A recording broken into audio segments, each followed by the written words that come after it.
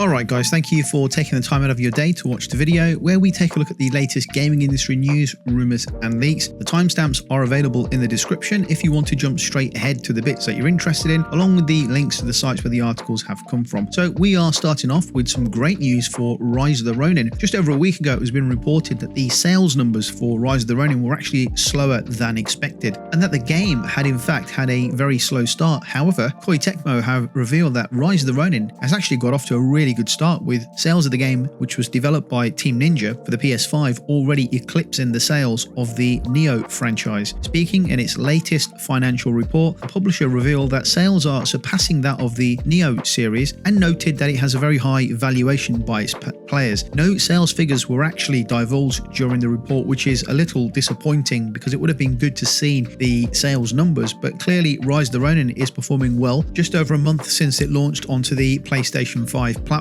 Rise of the Ronin takes place during the mid-19th century during the final portion of the Edo period, known as the Bakumatsu. Good to hear that Rise of the Ronin is doing well sales-wise. Again, would have been nice to have actually seen some numbers in terms of sales so we can actually see how many units the game has sold, whether that's digitally or physically. Perhaps we will get to see actual numbers, sales, when the game heads on over to the PC sometime later this year, which we all know is happening. It's all going to happen, right? We know that. In fact, I'd be surprised if Sony hasn't actually got Nixxes software working on the port right now. Anyway, let's move on. Great news if you are a fan of the Max Payne series, as Max Payne 1 and 2 remakes will enter full production during the second quarter of 2024. Remedy Games announced during its quarter 1 investor call presentation. Therefore, we can expect production to be in full swing by the summer period. Although it does mean that the games are still some way off at this point. If they're remaking the games from the ground up and they're starting this summer, I wouldn't expect anything from the Max Payne remakes until at least 2027 or 2028, depending on how big the world is going to be in those games. Previously, Remedy revealed that the Max Payne 1 and 2 remakes have a similar budget to Alan Wake 2, which by the way is not doing well. It still hasn't recouped its development costs. That's a concern. However, the game Max Payne 1 and 2 remakes have a similar budget to Alan Wake 2, with the games having recently increased development pace alongside Control 2. Remedy has been pretty consistent in offering regular incremental updates on the Max Payne 1 and 2 remakes. Back in October 2023, the studio revealed that the projects had entered the production readiness stage, having gained clarity on the style and scope of the game. Max Payne fans were given sad news just before Christmas 2023 when it was confirmed that James McCaffrey, the voice actor behind the character, had passed away from cancer aged 65, which was terrible news at the time. Max Payne 1 and 2 remakes have yet to attract a release date, but are expected to launch on all platforms when they do eventually come out. Really looking forward to the Max Payne remakes when they come out in a few years' time. Definitely one of my favourite franchises and game series growing up. Didn't they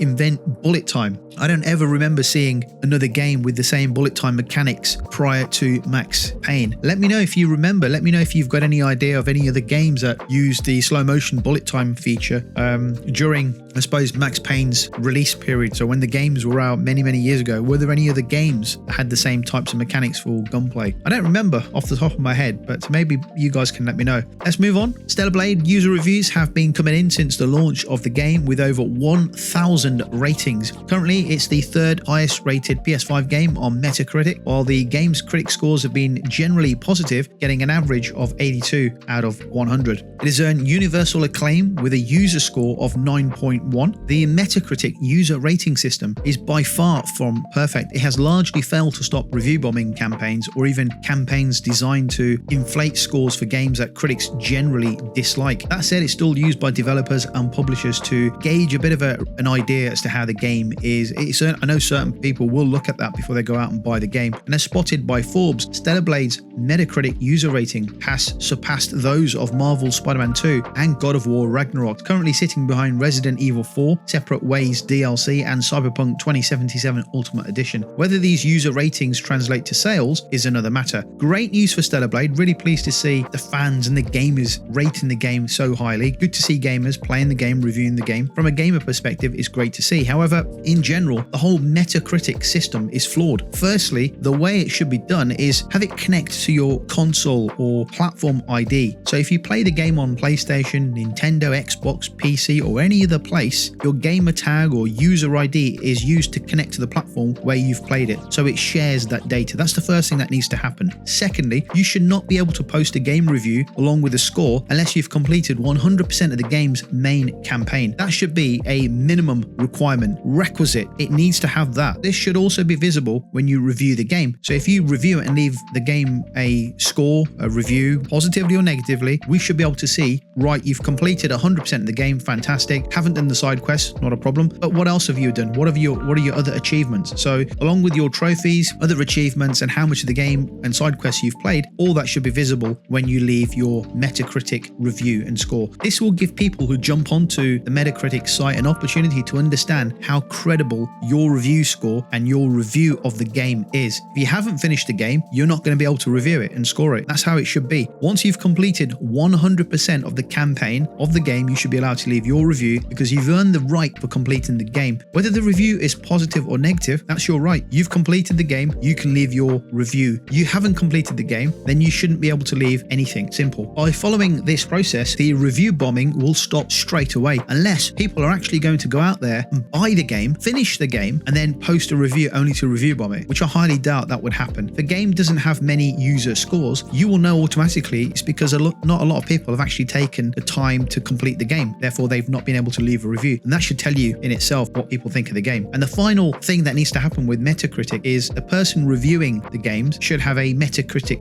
reputation. So if you regularly complete games, leave reviews, positive or negative, you will start to build up a public profile, a reputation, a bit of a Metacritic reputation, right? Perhaps with the opportunity to genuinely review games on behalf of developers or publishers and post reviews or previews of games prior to their release as a reward of sorts for being a regular gamer who buys games, plays games, and then reviews games. I think this will give the actual user scores more credibility rather than having it randomly reviewed by people who don't even leave anything or leave stupid comments and you know that they're just review bombing. It's ridiculous. I just think the current way anyone can just jump in, review bomb the game, it's really poor. Something needs to be done across the board where all the platforms where you have to create an account to play, I think they all need to work with each other to allow a uniform way of scoring and reviewing games. I would also add that this would need to apply to the critic sites and the review sites that review games. As often you find the reviews are kind of halfway through, they haven't actually completed the full game and they're writing full reviews. Rightly or wrongly, they would need to have the same mechanics where they complete the game and then leave a review.